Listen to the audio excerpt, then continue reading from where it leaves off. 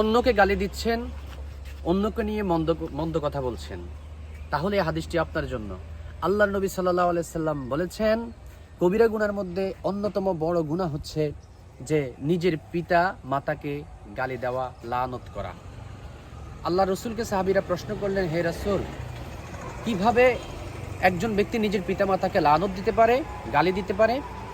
রাসূল সাল্লাল্লাহু আলাইহি সাল্লাম বলেছেন যে ব্যক্তি অন্যের পিতাকে গালি দেয় সে ব্যক্তি যেন নিজের পিতাকে গালি দেয়, যে ব্যক্তি অন্যের মাতাকে গালি দেয় বা লানত করে সে যেন নিজের পিতা বা নিজের মাতাকে লানত করে।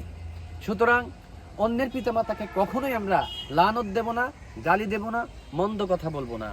তাহলে আমরা এই হাদিস অনুযায়ী আমাদের পিতা মাতাকে লানত দেয়া থেকে বিরত থাকতে পারবো।